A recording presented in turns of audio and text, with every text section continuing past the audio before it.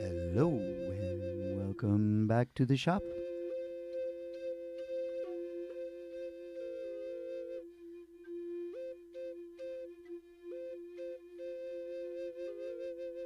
Hey, wait, come back here. Show your violin.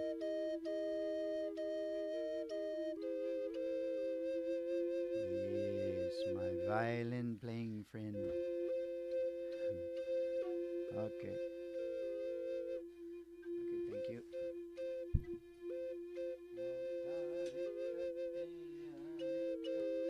Hello, I'm Nagamaki, your flute maker.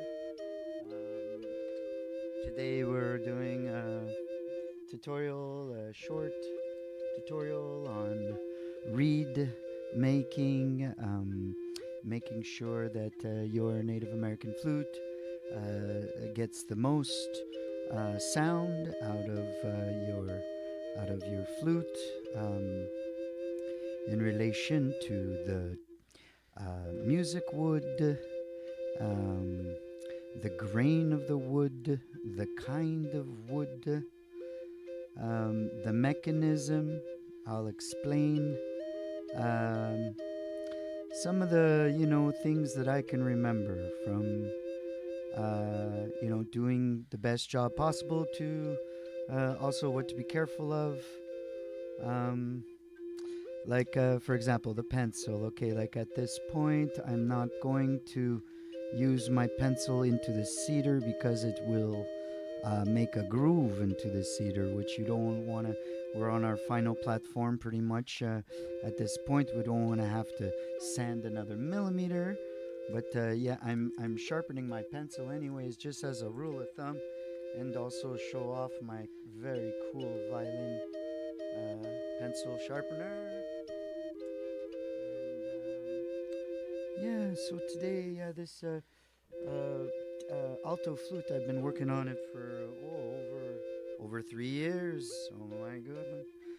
Yeah, it traveled across the country and back again, and now we're going to, give it its immaculate birthing, like its sound. We're going to give it its life now. Um, so if you know about Native American flutes, or if you don't, I'll try to keep this relatively amateur, I guess, for beginners, and I guess there might be a tip or two for the professional too out there, or you might get a good laugh. Um, for example, okay, this cedar platform is very um, fragile. In other words, easy to make scratches, easy to make marks. And where we're at right now in our procedure is we're going to make the air channel between the two squares. So what you're looking at is the platform where the whistle of the mechanism is created. Um, like the flute you hear in the background is from this flute here. This is a tenor flute. This is one of my older flutes. This is the loon. We want the swan, black swan. We want the totem to fit nice and flat on on the totem platform. So it sits there and it wants to sit there. Wants to be flat like a glove. So no air escaping the sides, no air escaping the back. The only air that will be escaping will be from the front with the designed little groove that we're right about to make. Yes. So for now, this flute, it is not working. And let's see if we can get it working and how much time it'll take us. I'm not sure if the reed is already made or not. The reed parts on the inside here, I usually go and burn them ahead of time. So there is a slight angle. We're going to go for a 60 degree angle for the reed. Is that showing up there? Yep. Okay, so being ever so careful when making, a lot of flute players will make the angle before gluing the flute back together. I sometimes do a little bit of both. So um, right now there seems to be somewhat of a burn inside. but if I lean um, my little file, it's a square file with nice 90-degree edges, and those 90-degree edges, they want to go make your square nice and 90-degree from top to bottom on all four corners. Need it to be pretty much 90 degrees from top to bottom. And then the side facing the holes has to be somewhat on an angle like this. If let's see, if I show on the camera, the angle will be a little bit more of a 60 degrees. Right now it's a little more 70, 80 there. So we're gonna go in a little bit more. And I guess this can also be a very simple tutorial on the air channel. So, okay, flatness of the totem bed. We have a nice little flat tool, nice little ebony handle on there, and some 400 grit, and just ever so lightly, not to scratch and not to take off too much. So we could see we have a nice flat area. There would be some area back here that isn't flat. We'll go take care of that after. I think maybe I'll just see how much we'll have to go. Seems not too much, not too bad. Okay, there we go. Nice and flat. Now I'll go one time from the back all the way to the front. And I've made videos about this before because I find it's one of the more important for the whistle mechanism is flat to flat contact, flat platform, flat totem, and then so that the air channel can shoot the air in one direction, aiming for the reed, corner to corner, corner to corner. So we have these corners. We'll call this the air chamber square, and we'll call this one the whistle square.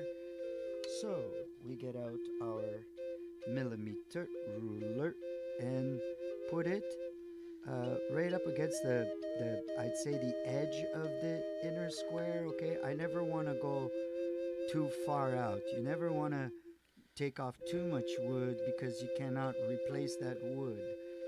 So the idea is to make our contact smaller. So I put my ruler on the inside of the air chamber square, and making sure that it also is on the inside of the reed square. And then with my pencil that's sharp now, I won't mind so much making a groove.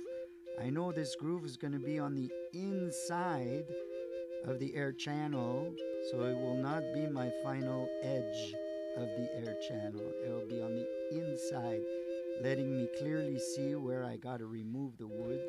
The timber will have to be removed. In other words, the pencil will have to be removed. There we go. Now you could see how that line is on the inside. I like that. It's safer. I got on the corner here and a millimeter off here. I guess what we're seeing is two different size squares also. But I do not want to make the reed square too big, because again, once the reed square is too big, the whistle might have more of a blowing sound than you would like in a recording. Some people, they like the air in a flute sound. See what I'll mention it right now as I'm working. I'm going down with my file, and I could feel, I don't want to go poke holes at the bottom, right? So there's a certain, or not even poke holes into the cedar. Cedar's very soft wood, so I'll hold my mechanism knowing it won't hit the bottom, but it will, tap slightly from time to time, okay? But like, I wouldn't want to hit it. And the other thing is, when you're rasping at with such a strength that you could actually hit and make, damageable damage that would change the sound of the flute, it means you're rasping too hard. You have to rasp a little at a time. Right now, I can feel that along the sole, on the inside, I could feel the glue. So there is a glue groove. And, it's something I might have put too much glue. It's still something that may affect the sound a little. I have a tool where I go in, it's a dowel, and on the end of the dowel it has a sandpaper, and I go and I slowly sand in circular, uh, making sure that I don't, again, always making sure not to take off any of the wood. It's soft wood, so taking off the glue from the inside with a sander, I mean, it's going to be an extra step that I wish I would have avoided, but hey, might as well mention it. Another thing to be careful is when you're rasping up and down. Sometimes if we start going in a rhythm like that, if our attention gets distracted, sometimes the file will move up and then hit down on the platform. This has always been a bummer of a thing, like when I'm making the flutes, because then the hole has to be filled in because your final platform is your final platform. If you go any lower, it changes the key of the sound. It's also kind of like I don't know, a hassle to redo the air channel over and over again. These are some of the things that happen when we're not extremely careful. So, anyways, that little bit, you guys hear that loop in the background? I just made that just before starting the video. I have a little Nagumak flute music in the background. So yeah, let's go. Okay, so I'll turn the loop down for a second. So we got the one line that's going from corner, and it's a little bit on inside of the corner this side. That's fine for now, and I'll do the other side as well. This side, the square is a little bit further on this side, same thing as the other side. So what we're dealing with is the air chamber square is slightly bigger than the whistle square, and that's okay for now. Okay, we'll go with it, and because it's better to have more wood on your whistle, like the whistle side, we don't want to mess around too much. Okay, there we go. Now I got my two lines, safety lines, I'm calling them, because we're not going to go we're not going to go on the other side of those safety lines until the reed is ready. So, yeah, if I haven't done this yet on my YouTube channel, it's why I'm doing it now. I'm using this stone and Japanese knife for, excuse me, for a little spit. Never harms the friction between your knife and your sharpening stone. So here, this is a one direction sharpening. A lot of things seem to be one directional, often in the finer measurements of life.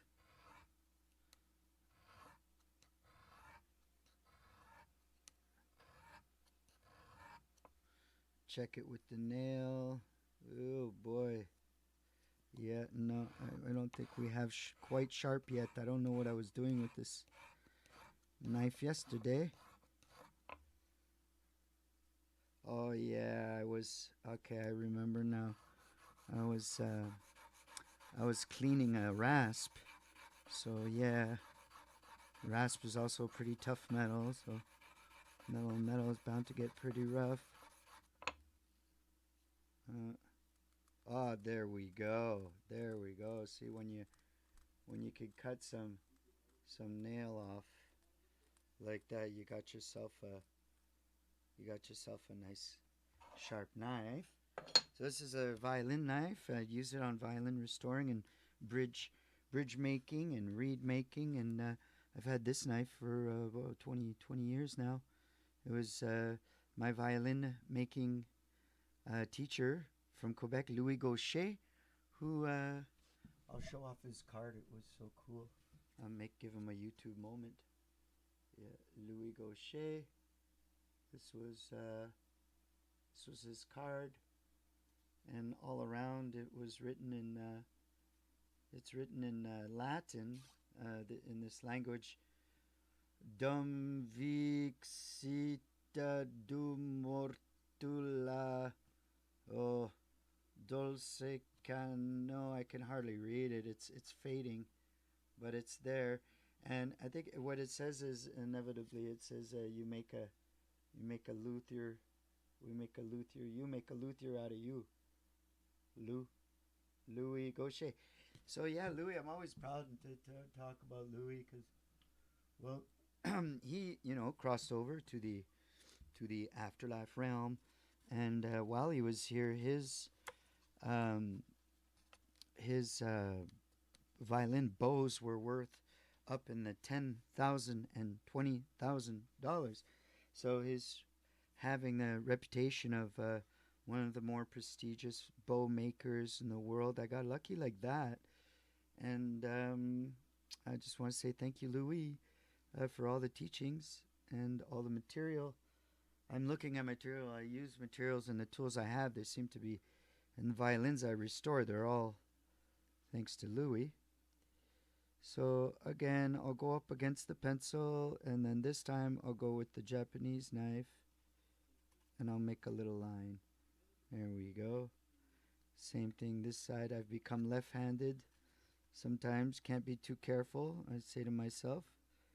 And if I can do it with my left hand, it must be because I'm being extra careful. So, nice little line. Alrighty. So there we go. Now this is the part where sometimes people see me doing this and they're not so sure. So it's okay, guys. So I follow the line on the inside of the line, and we're going. I'm not even going down a millimeter. I'm going down maybe half a millimeter, very carefully, not to go on the outside of my original lines. And now I got these glasses on, okay? And then I'm gonna double up. I'm gonna put on the super glasses. So now we got X-ray vision, Superman. Um, get super close. I don't know if I'm in the. I don't want to get in the way of the camera. Whoa. Okay. Yeah. Okay. I think I could still see. So anyway, I'm going now. I'm making my cross cuts, and they're not um, not the necessary technique. There are other ways to doing this faster. I've made tools in the past, blocks with sandpaper that just they stay within the area, and they just like a no-brainer kindergarten tool, a 101er. So just anybody could make the distance without mistake. Um, I still prefer to go by hand. I'm going over the first line, and I'll go over all the other ones next to it, going maybe a little bit deeper, so I'm almost reaching the millimeter status. And now when I get to the edge, to the left edge, I'm going to point my knife inwards so that it doesn't cut outwards of the area that we want. Okay, and again, I'm going to go with my cross.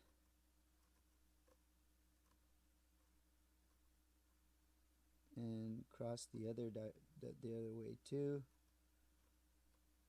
and you guys saw me sharpen the knife. So yeah, like have a any X-Acto blade would work. If you have an X-Acto blade, that'd be, see it all come off right there. So that's the stuff there. There, it's just just gonna shave it off, real careful. We're trying to stay, of course, always within the boundaries of our first, um, very crucial um, pencil line. Now, if the pencil line disappears, that's not so bad because we knew the pencil line was inside the reed area. So here I'm sort of slicing it, shaving it because I love the, so much the knife, sharp knife on wood result. And there's also using files, sandpaper. Someone would think that with a knife like this, maybe I'm taking off too much, but I'm actually just shaving off the millimeter what it's allowing me to take off because the weight of the knife is good enough. It's just the weight of my fingers and the weight of the knife to shave the amount that has to come off here is just good enough. Look at that. Okay, so I don't want to get too close to the edge. I'll start going the other way. I got my nice flat side pointy here side, so I'll go in and get that corner. Okay, and I hope that the camera is seeing that. I hope I didn't cover that the whole time. That's a part of this when I have to get super close, and I don't know if I'm even talking into the mic. And so, like a first time, like little bit video like this, and without it being exactly live, I'm gonna load it up. I've made a couple of videos the other night on the flute making, and I'm gonna load these up while I go to the store because it seems like you can't load up anything these days. And when the kids are home and watching their things, then can you guys see that? I wonder if my thing's in the way. God, I hope my head's not in the way. Maybe if I go back up the system a little bit and go like this a little bit. Okay. Similar. Now the camera, maybe I won't get. Okay. Well, anyhow, I will do my best to make better films in the future if it's catching on, if people would like to learn how to make a Native American flute at home for free. I'll have like blueprints available. I watch a lot of violin restoring YouTubers out there, and they inspire me on how they're selling all kinds of things too, like not just violins, but they're selling blueprints to violins that can help like a luthier, a nobody, anybody, Tom, Dick, and Harry, flute making guy, a nobody guy like me from the mountains to make my own violin at home, just by the blueprints. I have mandolin blueprints, so I'm planning on building a mandolin. I know how to build electric guitars. I know how to build dulcimers, and I am soon going to be picking up my first hurdy-gurdy, and which comes along with some hurdy-gurdy blueprints as well. And my Uncle Gilles used to make in upper or down in lower Quebec. Boy, I hope the video is catching this. And that this will be uploadable and instructional enough for it to be worth having made.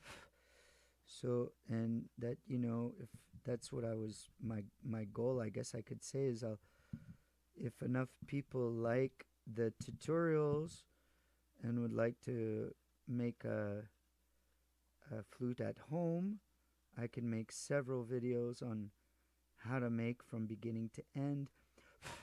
Or like I can break it up into different parts. Geez, I hope that I hope you guys are catching some of that. Like I said, I can't look at the camera at the same time as make sure you guys can see this. So yeah, I'm sort of. It's like violin making. In violin making, we can just scraping becomes one of the more uh, important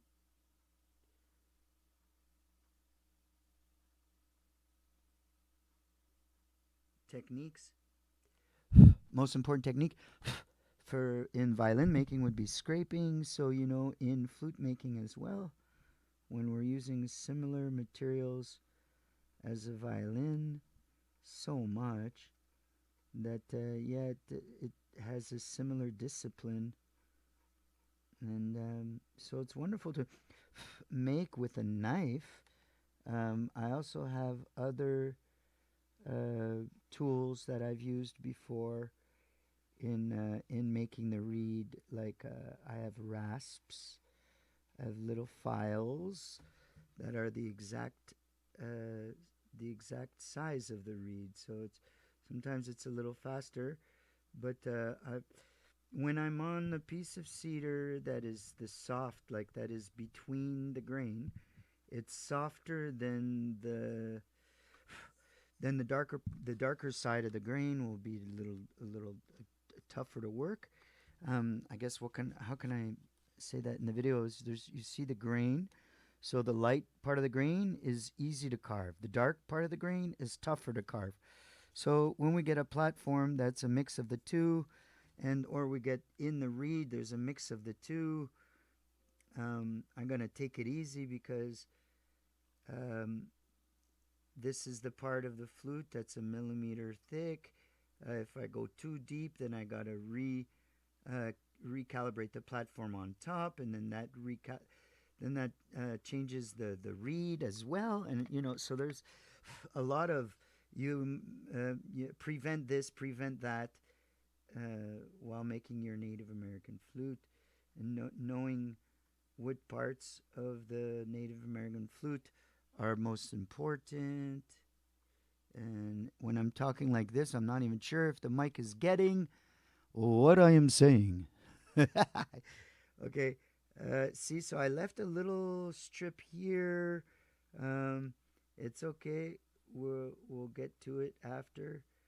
Um, Usually, when I get down to about this far, I'll raise. So okay, we're dealing with cedar. It's a soft wood. It is so soft that it'll drink, um, you know, varnish. It'll drink oils and spit and or whatever. So you don't want your spit getting in there. What happens if you get your spit inside there? It inflates. It rises up the grain, and then you won't be able to play. Um, there's a difference between the the grain rising, the timber rising, and you can't play, or because you ate popcorn and M&Ms before playing, and somehow there's like stuff inside inside the air channel. For whatever reason, the air channel isn't working. It's easier to blow out popcorn and peanut M&Ms debris than it is to dry and flatten out an area of cedar that has risen because of your humidity. So, it's a part of the wood, the original wood. You never want to take off any of the original wood. But this is why, I go ahead and I raise the grain first. So, if anything, this tutorial will be about, because I kind of like have to let it soak in here. So I'll be moving on to something else in the shop. I'll probably take out my fiddle and the old captain, and or move to the tenor flute. So now that our channel is made, I'm going to put a little homemade varnish. It's a varnish I'm making uh, out of traditional materials, like in the violin style. And so notice this is very satisfying. Look at the nice color of the grain right now. And as I go, let the cedar drink it. I can even raise the sides too because I think I'm gonna. I don't know. I'll leave it like that. I'll let it soak in and come back to it. Okay, well, there we go. Air channel, Native American. Be careful what you're doing. Keep your lines on the inside of your um, blueprinted fine measurements. Never take off too much. Um, I'll make a part two when the time comes, and probably playlist this stuff to eventually have a whole make your own Native American flute at home video for free. All right. So love you guys. Have a great day.